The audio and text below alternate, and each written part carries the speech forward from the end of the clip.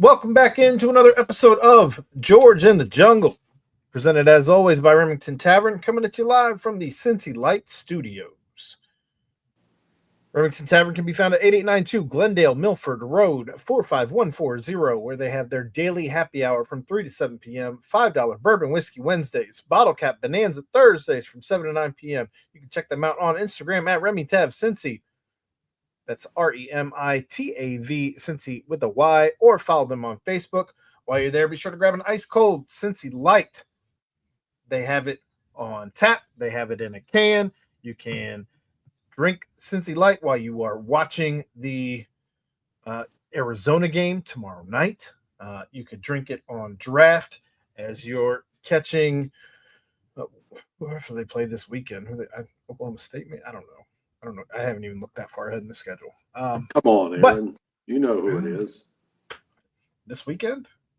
Yeah. After Arizona? I don't know. Yeah, I don't know either because that's all I looked at.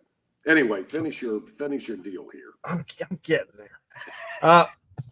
Support the people who support us, and have a nice ice cold Cincy Light while you're at it. Remington Tavern. George. Aaron, how are you? I'm doing all right. It's been a week since I last spoke to you. Congrats to the Indiana Hoosiers last night. Your national champions, first time ever in the history of the program. That's it's amazing that they haven't had a conference title since '67. More losses than anyone in college football. They hit loss number 700 a couple of years ago. Ooh. You know, then Curt Cignetti comes in, and all of a sudden, it's a juggernaut. And they played a great game last night. Very, very thankful. They got the special team score, which was huge as the game rolled on. But the play at the end by Mendoza was pretty impressive, too. That quarterback draw run, which was a great call. And I was thinking that myself. So maybe it wasn't such a great call because if I'm thinking that, on fourth down, Miami would. But he busted through that one guy, broke that tackle, yeah, and dove in. And that was just a strong, gritty, digging down in the gut play. And that kid made it. So kudos to him. What a year. Yeah, and we're already on to the next because the college football season, much like the NFL at this point, does not stop. These teams will be in the portal. We've already seen what Miami's trying to do with Duke's quarterback and the mess that is. Who knows what Indiana does, but I did see Mendoza's brother has already entered the portal, which I thought from leaving Indiana. That's just yeah, I don't like that part of it. I don't. And look, they should be able to move around. Coaches can move around, but there's got to be some limitations. They've got to, I don't know if you put it that you can only transfer twice or you do. They got to figure out something. I mean, they're probably never going to be able to restrict the players in that way, but something's got to be done because it is.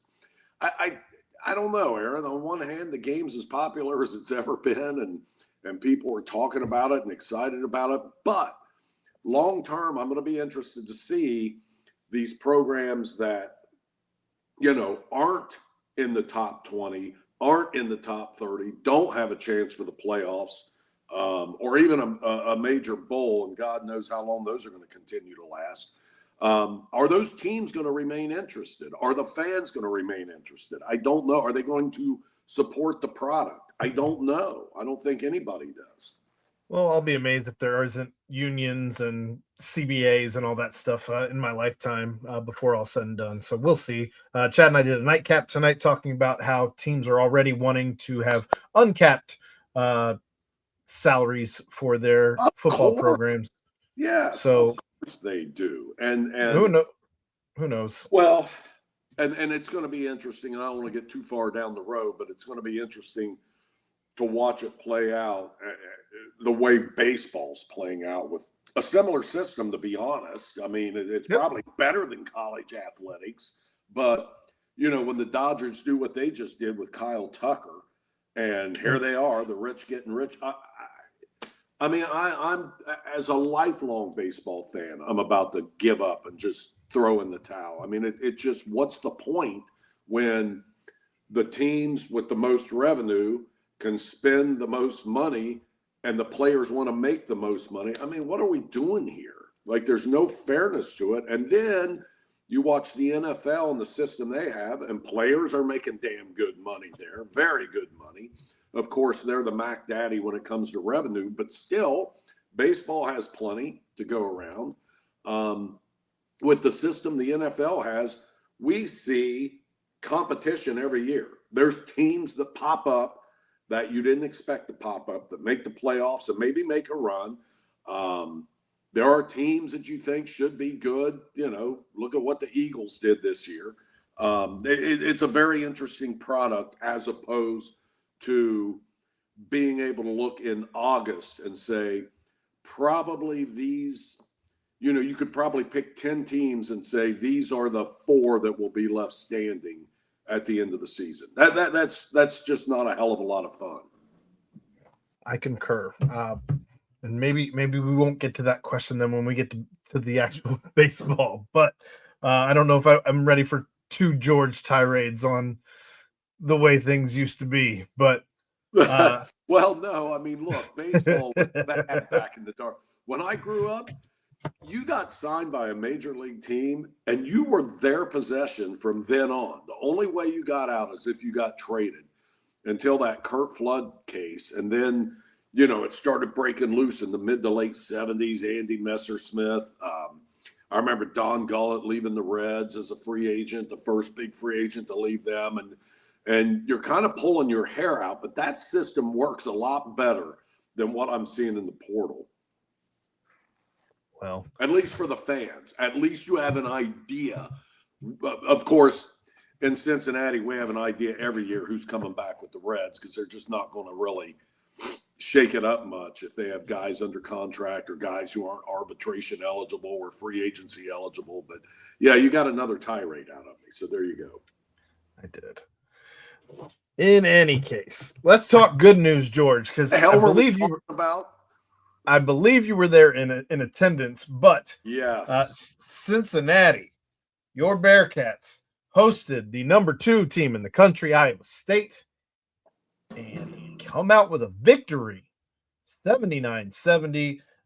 Dane Thomas leading all scorers with 19, Jizzle with 15, even Buck, another guy with double digits at 12, and also at 12 off the bench, Jalen Celestine. What a game, George. Oh, what a spark he was at the beginning to get the thing rolling. I mean, absolutely. His shooting, and he came down on that break, and the minute he had the ball, it's like nobody's really picking him up. It was like a break. I'm like, that dude is stopping at the top. He's popping another 3, and he's probably going to make it because he was in a groove, and he did. So that was a fun game, and it was really interesting. You know, I got there for the starting lineups and all that fun stuff because I wanted to hear the reaction again when Wes gets introduced. And that was a cascade of boos that I'm telling you that's, I don't know that I've heard a home coach in that arena get that loud of a boo ever. I'm thinking, and it's not. There's nobody has been booed like Wes was when he was announced before. Not even John Brandon? Not really. Not like this. I mean, and you got to remember there was COVID going on, and sure, and crowds were, you know, suppressed. Sparse. Yeah. This was. I mean, I just held my head. It was. I don't blame people. I get it. I mean, but woo, that was rough. That was, and then for the team to come out, play the way they did from the jump, and defensive, they played like a Bearcat basketball team. On the defensive end, they were they really busted their butts in that game. I was proud of them. I was very for the first time in a while. Maybe not totally fair, but for the first time over the course of a game, I was proud. Now they've given good effort. They've given really good effort, but just the hustle and they not the boneheaded stuff. They played a pretty solid game. There were some boneheaded things, but there's always going to be. You're playing 100 miles an hour, but especially Buck. So there's going to be some things. Yeah. It's never going to be a perfect game, but boy, when you talk about effort, doing the things you need to do to win, responding when things don't look good and it's slipping away. That game had it all for UC, and we'll see how they play tomorrow night. We'll get there in a minute, but that to me, that was a big deal. That's the way I expected them to play this season. That's it. Aaron, how many games could they have won that they lost if they played like that down the stretch and kept their composure and just hit a couple key shots? They don't have to be threes. They don't have to be dunks. Just they hit those mid-range jumpers, which is the bane of everyone's existence in basketball these days. But if that's your best available shot and you got two guys in Day and Jizzle that can make them, what's wrong with it when you need a bucket? I think that's something that's gotten lost in all the Wes Miller talk, even by myself, is the fact that a lot of these games has come down to, granted, coaching has been an issue, and I'm not here to argue against that. But there has been execution issues as well. We've gotten so far removed because we are all so far in on Wes Miller's got to go because of the coaching issues that you kind of lose sight of the fact that execution has also been an issue. Your shooting percentages, especially from three, have been woeful, especially from the free throw line, have been woeful. And you make some free throws, you make a couple shots here and there, and some of those L's are W's. Easy. Yes. And it just, I think as observers, we were right about the talent on this team and that they could compete at a very high level. And we certainly should have expected more of them in the non-conference than what we saw. But that team I saw Saturday, if Eastern Michigan came back in and played against that team, that would have been a disaster for Eastern Michigan. That was they were tough on the defensive end. And you know, we can go down the line and discuss different things that happened in that game and different players. But you talk about a play that kind of, to me, describes what I saw Saturday sitting there at Fifth Third Arena and the effort and the toughness this team displayed is when Buck goes in for that dunk and misses it and then busts his butt back and gets a block on the – that was unbelievable. I saw him flying down the court, and I'm like, well, he ain't hanging his head. I mean, a lot of guys would have been so embarrassed you're looking for a hole to crawl in. This dude turned around and went after the ball and made a big-time play at the other end, and it's like he kind of evened it out with that. Not quite, but kind of. I mean, he did the best he could after he screwed it up, and that's all you can ask for these players to do. Yeah, maybe don't try and dunk it if you can't dunk it, but we saw. Well, he proved at the end of the game he could. I don't know if you saw that, but that was pretty funny. The self alley-oop off the backboard, yeah. Yeah, they threw him the ball, and I think so. I know those players had to be laughing about that. Someone's like, give him the ball and let him dunk. Maybe he asked for it. I don't know, but I'm glad I saw that because I had to take a wicked leak at the end of that game, and I couldn't watch the whole court storming. I saw that, and then I got off to the restroom. Well, you couldn't leave the game. You could not leave the game. It was just so that is the best game that I've seen there since at least from the UC point of view, since that Xavier game a couple years ago there that they won. Yeah, it's West finally had the signature win. I don't know when the last time was that Cincinnati beat a top 5 team off the top of my head, but it's certainly been years. I want to say I saw that, and it was surprising. Was it like 2012 or even before that? It may have been even before that. It was a surprising statistic to me how long it had been. In the American, you really didn't get a ton of those shots, so going all the way back to the Big 12 doesn't surprise me at all. But in any case, again, hat tip to Wes Miller and his staff. Hats off to the guys executing and getting it done, because you made the comparison to the Eastern Michigan game. If the team that played Eastern Michigan shows up against Iowa State, you don't win that game on the flip No, side of the coin. no. So I mean, No, the way turnabout's fair that one play. kid was going off, you get buried. Yeah. So I don't know. I mean, it is a time to celebrate, and we What do you tomorrow. think of? I mean, I just thought when stuff started to go south, I thought Day Day and Jizzle did a great job down the stretch. I really did. I was, and then you can't say enough about the minutes Keyshawn Tillery and Tyler McKinley gave you. I mean, they were, the numbers on the stat sheet do not totally justify, except in Tyler's case, the plus minus was ridiculous. But the numbers on the stat sheet do not demonstrate how they affected that game and how well they played. I am so happy to see those two young guys, and Tillery, who I felt like was starting to get lost. It seems like he's responded well here.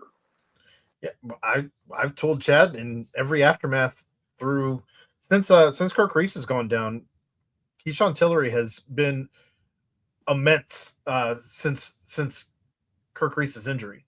I did not think he was ready for Big 12 play, and I have been given an entire humble pie to eat from Keyshawn Tillery. So he's been doing I liked great him from the jump, and then things started. I don't know. He's a freshman, right? This is his first shot at it, and you're going to get uneven play, and that's where I feel bad about Sean and what's going on with his season. And we can talk a little bit about that in a minute, but it seems like Keyshawn has kind of gotten through. Well, one game doesn't do it, but I'm hoping he's gotten through that lull where, things weren't working for him. He wasn't getting a lot of playing time, nor was he deserving of it, but he's responded very well. Whatever he's been doing, it worked Saturday. I thought the game before, he did okay. He's shown signs of coming out of it, but boy, I thought he played really, really well on Saturday, given what I've seen up to this point. Well, you talked about Day Thomas and Jizzle James having great games, as they did, 19 and 15 each, 8 of 18 for Day, 6 of 12 from Jizzle. Not only did they both have good games with points, only 3 turnovers between the two of them. And I guess you can kind of lump Sincere Harris into that as well. He had 12 points. But you saw the concerted effort for Cincinnati to go down low into the post, drive. But you also saw Iowa State do as much as they could to take Baba Miller offensively out of the game, to take Mustafa Cham, who'd been having fantastic games up to this point. They took him offensively out of the game. Between the two of them, they only have 13 points. They respond, though, on the glass. 18 rebounds between the two of them, Baba Miller and Mustafa Cham there. But Baba Miller, the game still, wins and losses are going to continue to go through Baba Miller. What he did as far as a facilitator when he had the ball down low with some of those key passes to the corners, with the way that he just – everything that he does is – it's amazing at this point, just to see the way that he can command the offense and honestly command the defense, and what he demands from the defense, because he's a hard stop. But when he is being stopped by the defense, they continue to they at least against Iowa State, continued to find guys open, find guys with better looks, and they took advantage. Yeah, he did a really good job. I remember maybe one time, and they were doubling the heck. They were doubling everything. They were trapping like crazy. Yeah. That's what they do. I'm glad you brought up the turnovers, because the amount of turnovers was fantastic against this team. I think only 8 total for the team. I should have gone back and looked at this, but I think the last time they played, not in the tournament against Iowa State, but maybe it was the game here, they probably had more turnovers in the first 10 minutes of the game than they had the entire game this time. They took care of the ball. They did very well. Baba Miller was fantastic, given the fact that they were trying to trap the hell out of him, double, doing all this. He had really good passes out of those double teams and looked for his guys, did the job on the glass, did the job blocking shots and doing, I don't know if he had many blocks, but he was affecting shots. I thought he played a fantastic game, given the fact when you look and he had 8 points, and it was a tough 8 points. But what do you have? 12 rebounds. I mean, this kid played a great game, and he tried one crazy skip pass along the baseline that didn't work, but UC got the ball back. But I don't mind. I'll take that because he was making other passes out of the double teams that were really good. He did a great job. And, you know, he's had some really good games this year. But to me, even though the point total was 8, his presence, the things he was doing, you know, a couple times it looked like they were like running these clear outs and he was backing guys down and maybe didn't always convert or passed out of it when they doubled him. But I thought he did a terrific job. He remained under control. Yeah, and you saw, I think you saw even Mustafa Cham. I mean, his last game he only had 2 rebounds. This game he had 6, 4 of them offensive. Between the two of them as well, 4 assists for Baba, 2 for Mustafa Cham. So you get 6 assists out of your bigs. They, between the two of them, only had 4 turnovers, so they had half of your 8 total as a team. Just I thought your bigs played well. I thought your guards played better, and you needed it. Obviously, they were all in Lipsey's head. He was a mess enough that TJ Otzelberger had to have conversations about 75, I think, total conversations with the referees in the course of that. Oh my God, I was 40-minute game. Yeah, my seats are down at that end, and it was incredible how that entire staff was talking to the ref. Like, we're watching, and it's like he goes over and talks to the coaches at Iowa State, a couple of refs, and then Wes wants to have a word, and they wouldn't even walk over, which makes me wonder, you know, what the respect factor is. But later in the game, they did go over and talk to Wes. And so, yeah, I don't know what was going on there. They worked the refs really hard. The whole staff, it wasn't just, what is it, Otzelberger? It wasn't just him. It's TJ Otzelberger. all of them. There were guys, I'm like, who's this guy out there chasing a ref? I was surprised they let him do all that. But if you remember correctly, this is the same coach who went and had like a 2-minute conversation during halftime last year when the Bearcats played. Right. And and then the second half was while everybody else had gone into the locker rooms, he was just out there working the refs for 2 minutes just by himself. Well, he's a hell of a coach, man. He knows what he's doing. But Cincinnati got the best of him, and they did. Wasn't expecting it. Good to see. We'll, you know, is this going to launch them to great things? I don't know, but it's a good start. And, you know, now the task becomes monumental. Well, we'll get to that. I know you said you wanted to talk Shanabayev. Here's your floor. Yeah, I just when I was talking about Tillery, I just feel that Sean got not shafted. I think he should have been coached a little harder earlier in the season as opposed to what shots he's taking in the game and how much time he's getting. And I think he should have been given a much shorter leash in the beginning. I think you have to earn that. You know, you earn it in practice, but you also have to earn it when the lights are on and you're out there on the court. And I never felt like there were flashes and all this, and you're thinking, okay, he may bust loose, but it's a freshman, and you're putting a lot on him, and you're giving him a lot of rope to do things. And you know, this is new to him. It's college basketball. I know he's talented. I know, you know, he's played high level AAU and all that stuff, but you got to bring these guys along and only feed them as much as they can eat. And I felt like he had the whole buffet from the get-go. And that bothers me. you almost had to do that because of the injury with the back issues with Jalen Celestine. He wasn't able to eat the minutes that he's getting right now. He just physically was incapable of doing it. You also had Buck when he had that wrist thing going on there for a game or so. If he missed any time, maybe you can give him the minutes, but can you tell him not to take a shot every time he touches the ball? I don't know that they have anything but a green light for literally anybody, because if anybody, there's no reason that Buck Harris should still be shooting threes. They're truthfully, you could make the same argument for Bob Miller. Granted, he does make one in this game, but he had been. I will say the one he made, he had to take.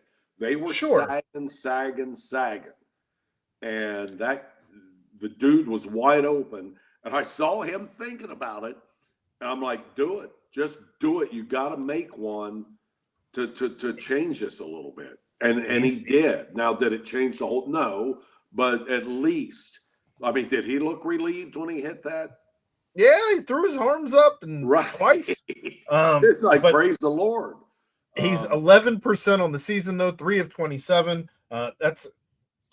I'm also not giving him a full green light. I think it's proceed with caution. Thank you. So when Shanabayev is not making them, he should be shooting fadeaway threes when he's falling into the bleachers? No. Well, no, I agree there too. But he is, and I get it. You're right. There were injuries and stuff. But I would have put in a walk-on to just take care of the ball before I'm throwing that stuff up there. And I think he was done a bit of a disservice, and he's probably culpable too, but he should have been brought along a little slower. Now, I hope he can recover. I think there's a lot in there. I hope, maybe as the season goes on a little bit, he learns, and they can recover and recoup the investment, because the kid does have talent. I just think this letting him, I felt like he got to shoot willy-nilly. I mean, I have felt that way from day one, and I just feel that way. That's what I see. I go to the games, I watch, and it's like, if I'm coaching this team and some guy's shooting a three and flopping into the opponent's bench and hoping they call a foul, and wherever the ball ends up, be damned. That's not how you play basketball. I'm with you there. I've not enjoyed the flopping threes, but he is 22 of 91 on the season, which is higher than I. He has drawn some fouls, and then he got burned by that same thing in the game Saturday, right? Where that kid kind of pump faked him and then flopped. He did. He got the Dan Skilling special.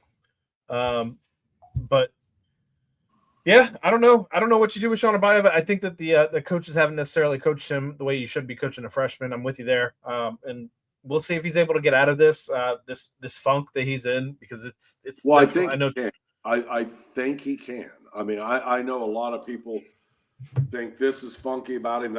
I see a very talented, athletic dude that if he does find his shot, it could be deadly. I mean, I think he's got a lot of talent in there. Well, if he gets going, that might be the missing piece that elevates this team to where you want it to be compared to where they are right now. Without a doubt, yes. Will that happen? Who the hell knows? I mean, the evidence to this point says no, but the evidence to this point said no to a win on Saturday. And boy, oh boy. I just thought that was really good execution on Saturday. And that's the kind of stuff.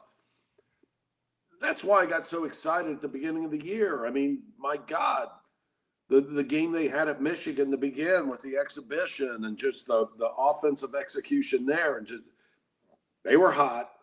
But that was just, you can't be that way every night, but you can execute. You can take care of the basketball. You can play defense the way they did Saturday. In fact, that's where it begins. You can play defense and rebound like they did Saturday every game, and that's what they have to do. Hey, George, don't look now, but against that Michigan team, who had a great game? Sean Abayev. Yeah, he did. And I would love to see him come on and do it. Looking ahead, though, to Arizona tomorrow night in Arizona, 9 o'clock tip here. I don't know how they do this one. Against Iowa State, you saw some chinks in the armor, kinks in the armor. Whatever the saying is. Well, it was originally chinks in the armor because a chink is like a neck, and then everybody went crazy, and we'll leave that be. But have you had these? Yes, they're fantastic. They are good. But we Arizona runs deep. I don't know how you get they have a great. They're what I think Chad said, third defensively in the country. They're number one in all unanimously in the country. Offensively, I believe 84 is like the least amount that they've scored of late. Whereas Cincinnati has not scored that many points since the non-con. I don't know how they get this done. I don't know that you're going to hold Arizona to holding them into the 70s is a tall task. Holding them in the 60s, I don't even know that that's possible right now. Yeah, this is a tough ask, and it's unfortunate. That's why, the other losses, UCF was so devastating. West Virginia, those are games you got to have because you got games like this against number one Arizona, who is really, really, really good, and it's at their place. And really, really good may mean the best team in the country. Yeah, you're right. 6th in offensive efficiency, 3rd in defensive efficiency, and that's a big ask.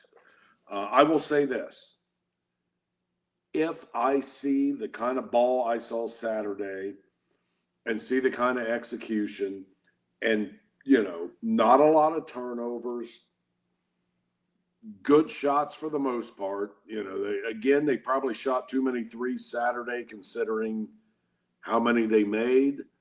But I get it. That's kind of where the offense is predicated. And you gotta balance that game by game.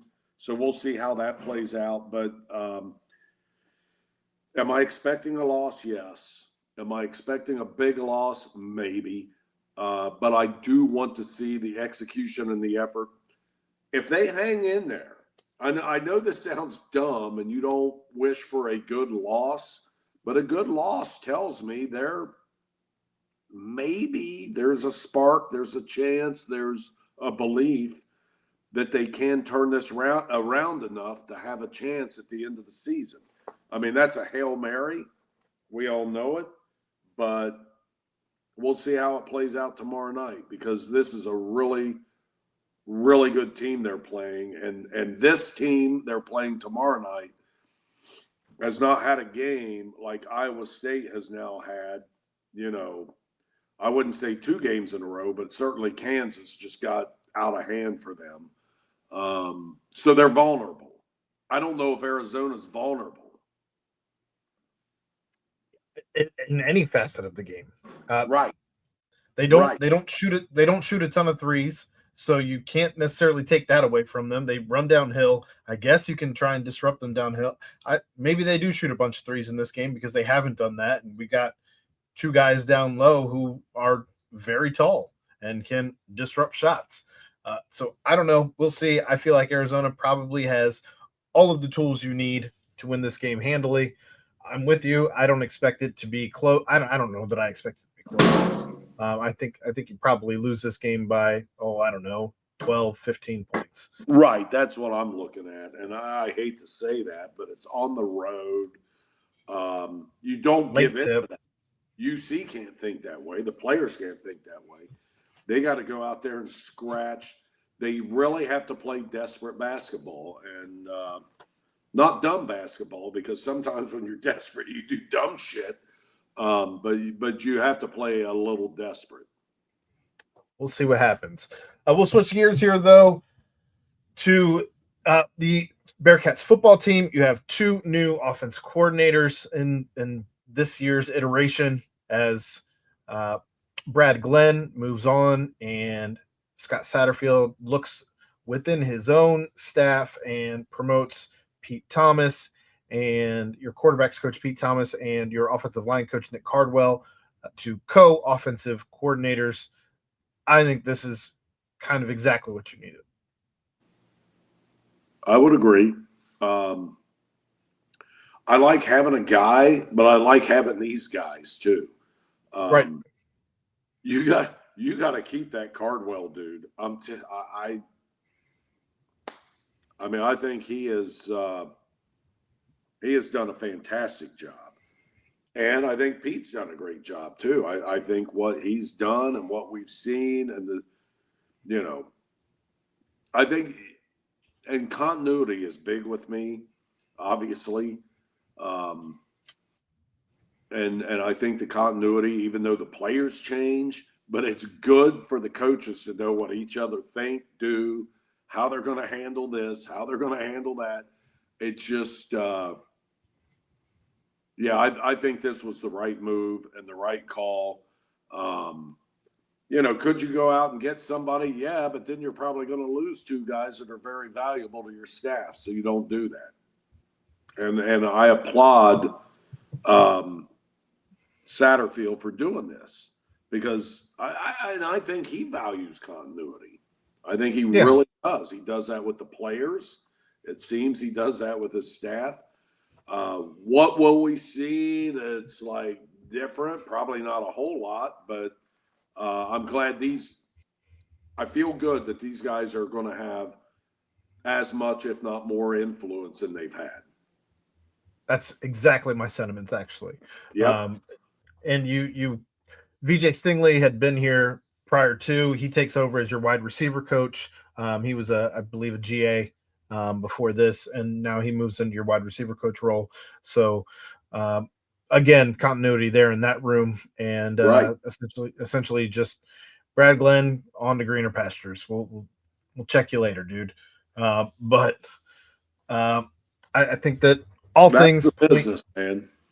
Yep. Something had to be changed there. There had to be some type of liability, accountability for what happened towards the end of last season. Now 2 seasons in a row at the end of the season. And maybe it just puts different perspective on some things. So we'll see how that plays out. I said how I think Satterfield values continuity and all that, but he has shown that if there's an issue, he also is not afraid to change it.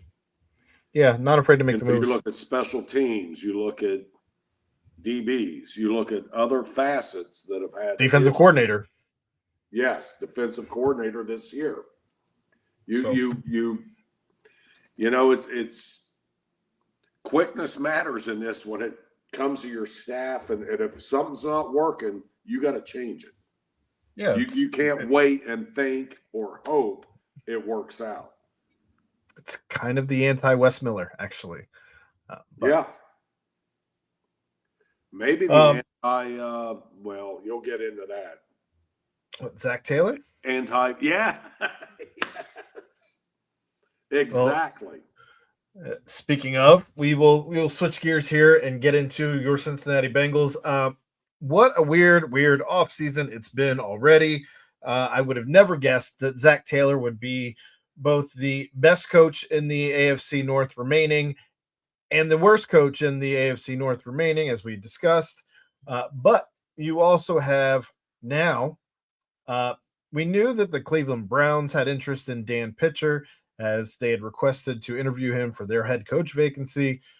But now, in a weird turn of events, Dan Pitcher has been granted the okay to interview for a lateral move where he could go somewhere and actually call plays as opposed to just being a figurehead of an offensive coordinator, which kudos to him for wanting to do his job, wanting to do more, because he's not happy with just sitting there and being complacent with just being the guy who just schemes the plays, draws up the plays. I'm not really sure.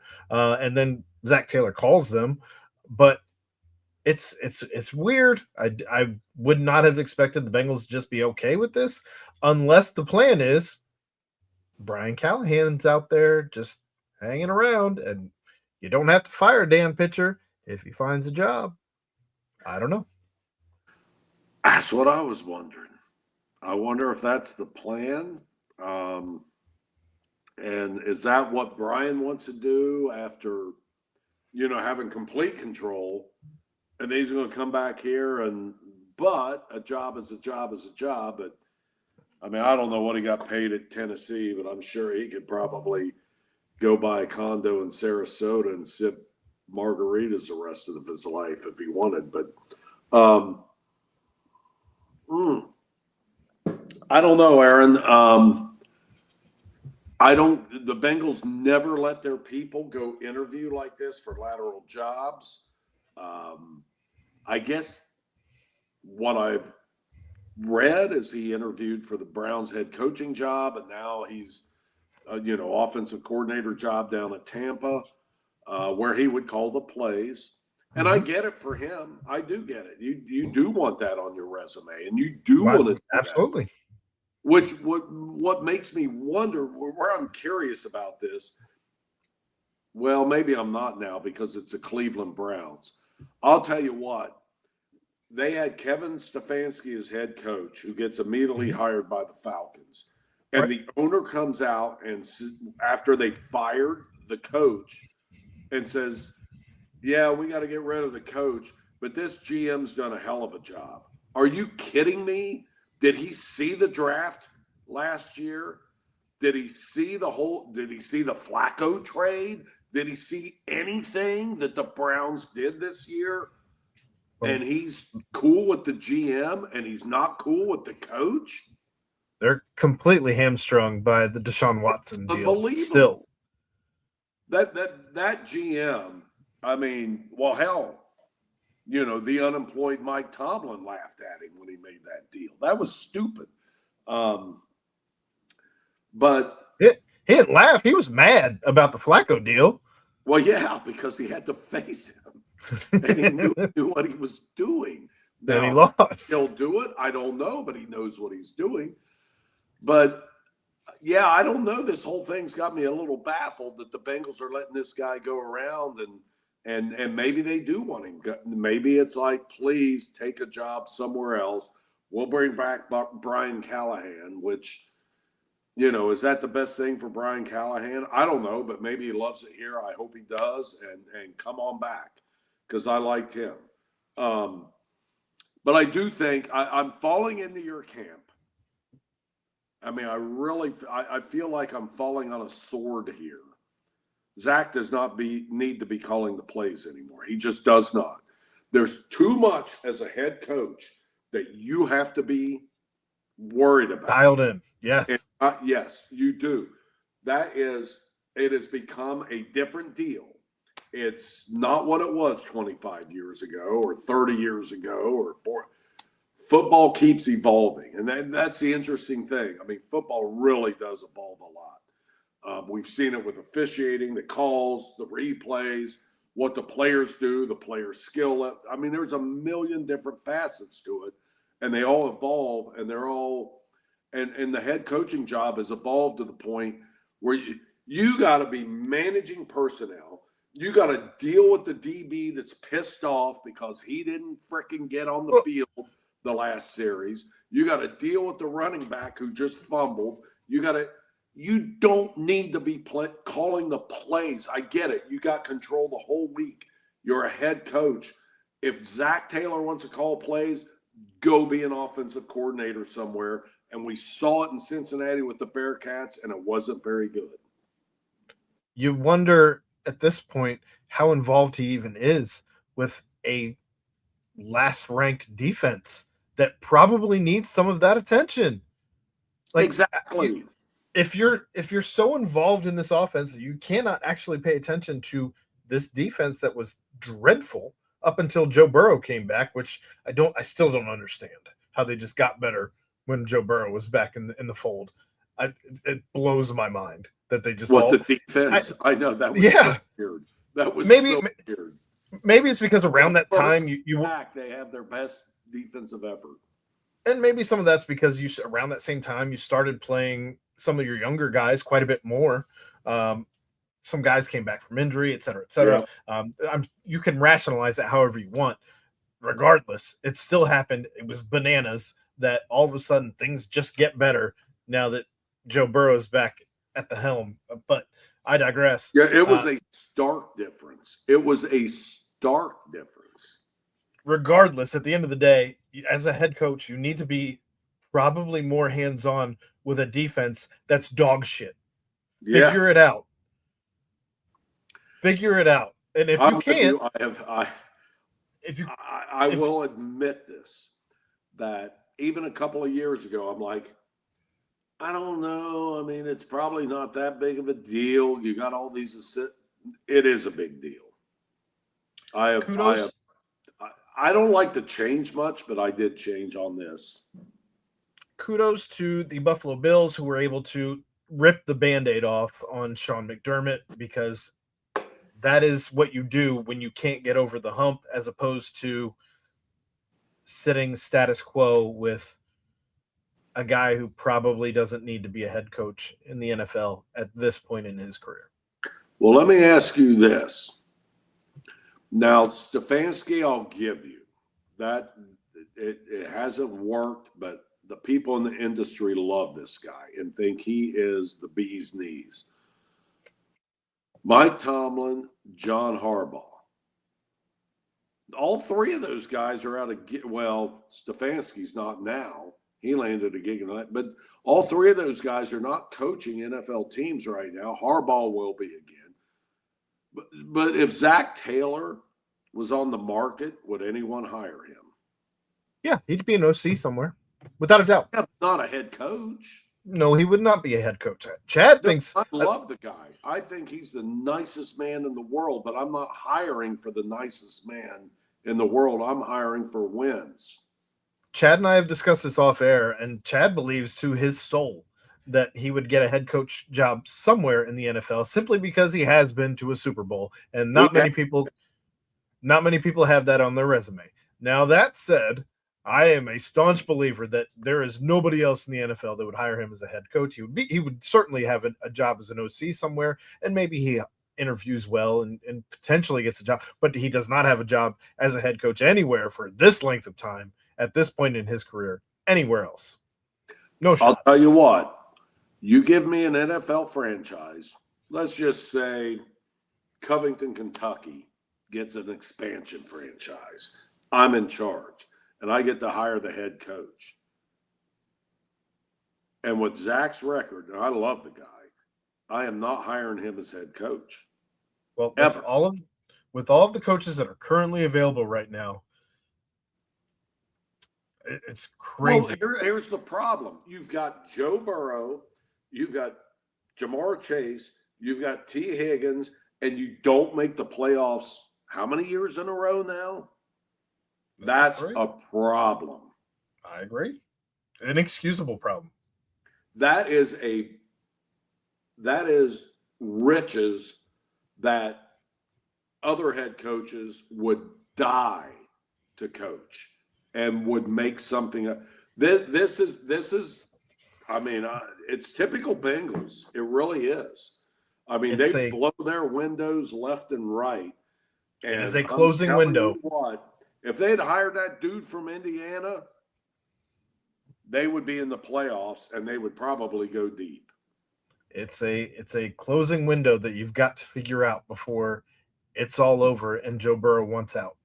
I read an interesting article today about when all of the quarterbacks got their second contract with the Bengals and how bad the team got after that. And it's true. It was a good point. It was a very good point. And they are, well, because Jamar, T, and Joe are a third of the cap. Yeah. So you put yourself in well, it's Cincinnati. In any case, the only other news for the Bengals this week is Tanner Hudson. He gets extended. So you've got, who knows what that means for Eric All, if he's able to be back from injury or not in time for the season. But I think that Tanner Hudson is a fantastic guy for the role that he fills. He's the guy who comes up. He's the guy who comes in when you don't have availability. He's not. Drew Sample is your best blocker. Gesicki is your best receiving tight end. Tanner Hudson is your Swiss Army knife, jack of all trades, utility player type tight end who comes in, does the dirty work, gets the job done. Yeah, I really like him. I think he's, he had that one blip. Was that last 2 years ago on opening against the Patriots? Was that him that lost the ball going into the end zone? Maybe. Yeah, that's the only blip I remember. He's been good. He's solid. I'm with it. I mean, he's a guy who knows what they're doing. Joe's comfortable with him. Everybody's comfortable. Yeah, not a problem with that. That's a good move. Well, we will switch gears one last time. Talk a little Cincinnati Reds. It's been a couple weeks since we've had enough to talk about, but it's time. Did you go to Fest? No, I'm not driving 2.5 hours to go to Red. I'm not giving the Castellinis any of my money, George. That's what it comes down to. Especially now that they are in bed with Xavier. Get out of here. No shot. Hilarious, though. Ooh, that ruffled some feathers, didn't it? Hilarious that Phil Castellini got booed on Xavier's court when he came to announce the deal at a game. So then you've got to do me this. You've got to give Xavier fans some respect for that. No, they're just idiots at this point, because why are you booing the guy who's in a deal with you? You're making money on that. What are you doing? I don't understand. You would boo him? Yes, I would. I wouldn't, but you would. Yeah. Okay, well then you're a Xavier fan. No, I'm just an idiot as well, and that's fine. Everyone who knows me knows that. That's totally I'll fine. tell you what, you know damn well he went out there thinking this is going to be a friendly environment, and finally something positive, and then that happens. Ooh, oh my God! But I honestly kind of felt bad for him, but I also no shot. I've only been here for about 100 years, and I know a lot of Xavier fans. And trust me, I'm going to get barbecued for this. There's a lot of good people that are Xavier fans. Yuck. I'm sure while he was standing there at midcourt, though, announcing that deal, he was asking himself, where am I going to go? Where am I going to go? In any case. That is so funny that happened. I mean, that dude had to think, okay, this is benign. This is something positive. Well, I do want to talk about the Reds. I want to know how many, Xavier fans drink a lot of beer too. Just trust me. That's a Catholic thing. But in any case, I do want to talk some stuff about the Reds. This week, they pull off a trade, 3-way deal that sends Gavin Lux back to L.A., although not with the Dodgers, this time with the Angels. They get a lefty in the bullpen by the name of Brock Burke, I believe, a journeyman of sorts, but some more depth for that bullpen that they've been shoring up, which now leaves the question, who the hell is going to back up anybody in the infield? And what is the direction of this team?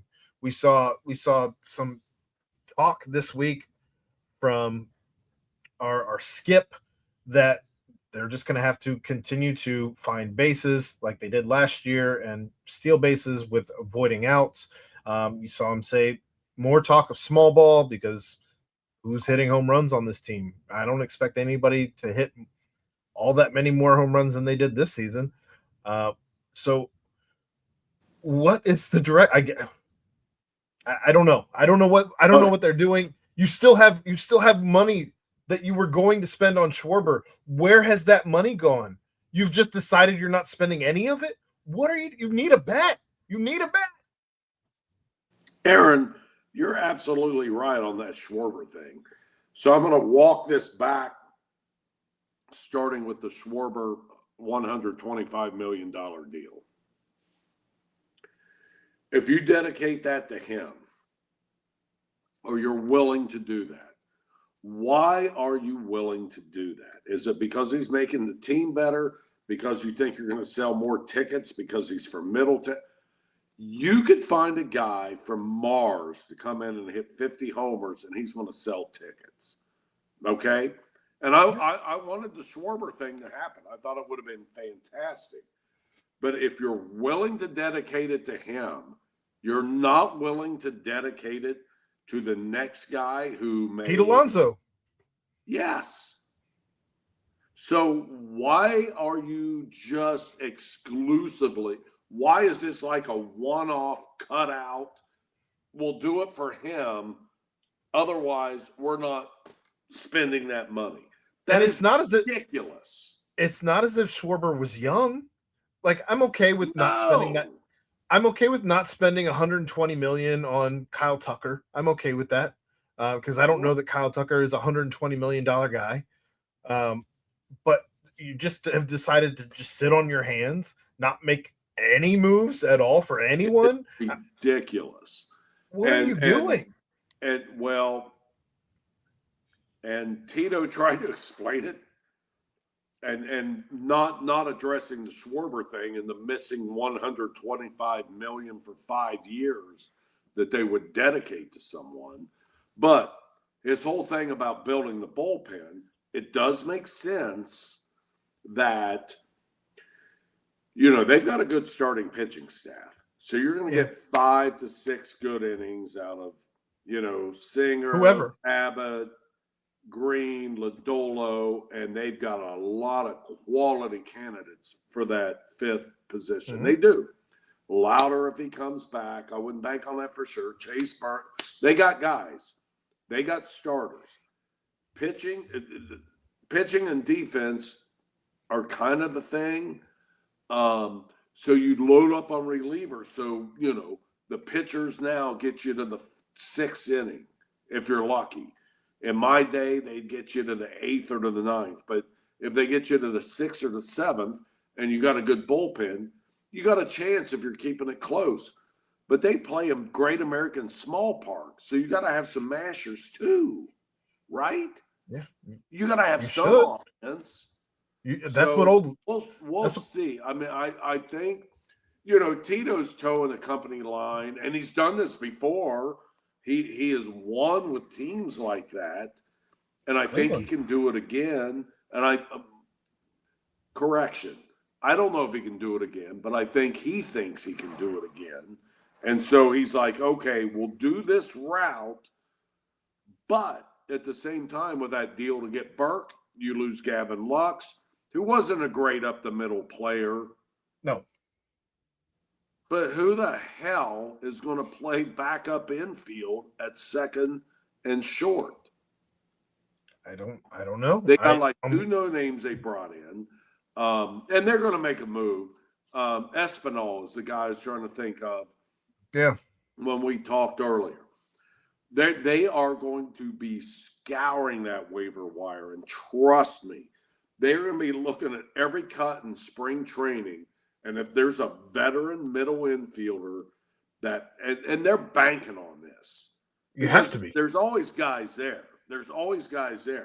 But I don't know that you can bank on that, but they are banking on that they're going to get that guy and they're going to have an Espinal come in that can bail their butts out.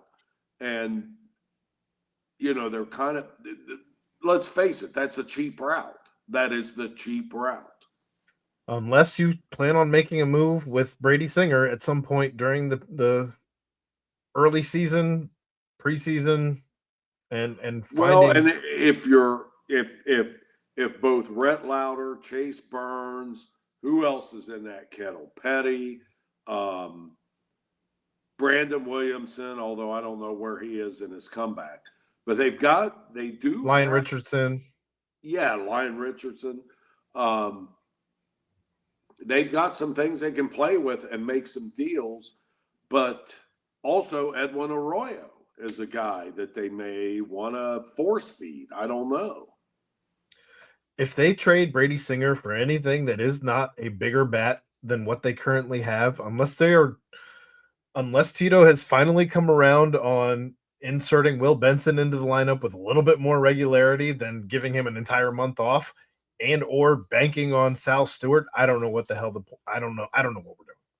I would guess they're banking on Sal Stewart. DH, playing the field. I think Steer's probably penciled in at first, right? Sal Stewart. Marte's in right. Friedel's in center. Noelvi Marte and right. You're right. Marte in right. Friedel in center. Whoever these left. Who the hell's in left? It's the new guy. I'm sure Steer will be out there a little bit, but I wouldn't mind bringing in Blade.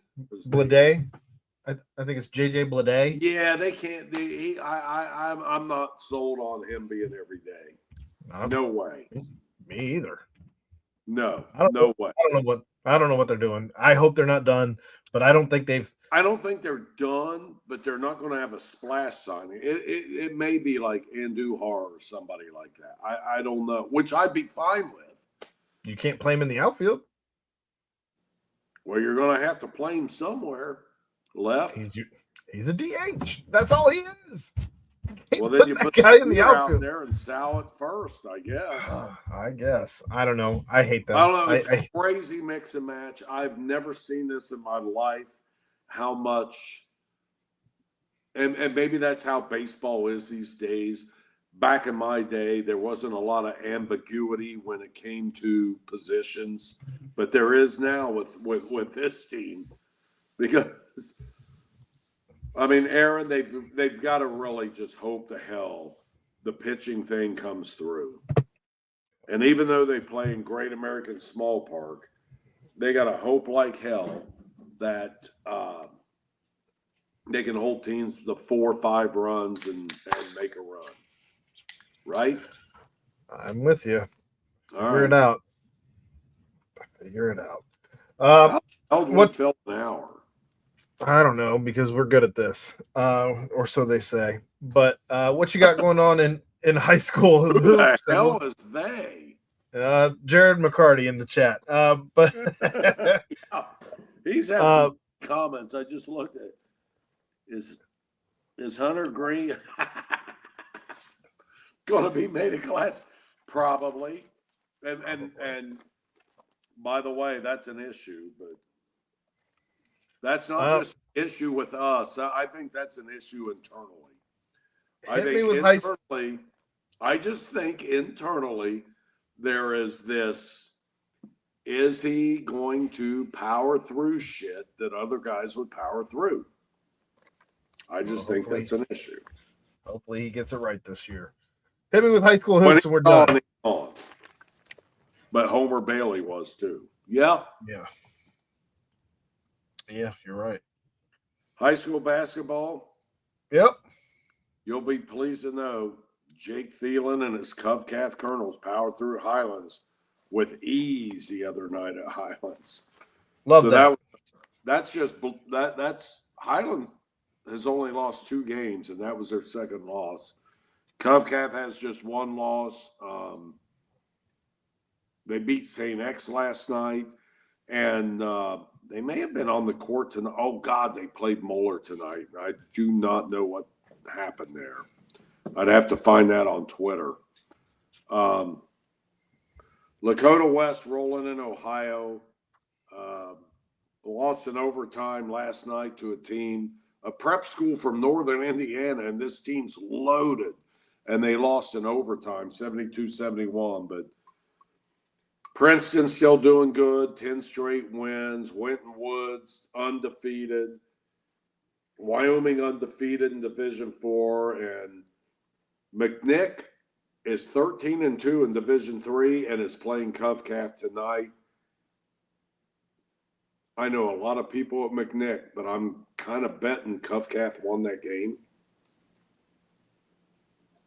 I was looking for Moeller in their score. I don't see anything from tonight. They're usually pretty good putting stuff up. Last game score they're showing is 2 days ago against St. Vincent St. Mary. So yeah, it's funny because there are like the separation between the teams with the good records, and then just there's a whole kettle of teams that are, I don't want to say mediocre, that's not the right word, but it's just they're beating the hell out of each other. Cannibalizing. Yes, exactly. There's a few at the top, and then it's just a scrum. I mean, you can't separate them. Sounds like the Big 12. Exactly. All right, you got anything else tonight, George? No, I had fun. Me too. Good. Well, thanks to you who joined us live. Thanks for the comments in the chat, particularly you, Jared. But yes, that's going to wrap things up for us this week. Thanks, as always, to the sponsors, Cincy Light, for sponsoring the studios, and Remington Tavern for sponsoring the show. Remington Tavern can be found at 8892 Glendale Milford Road, 45140, where they have their daily happy hour from 3 to 7 p.m., $5 bourbon whiskey Wednesdays, bottle cap bonanza Thursdays from 7 to 9 p.m. You can check them out on Instagram at RemyTavCincy or follow them on Facebook. But for George Vogel, I'm Aaron Smith. We'll be back here next Tuesday to discuss all of your Cincinnati sports. Thank you, Aaron.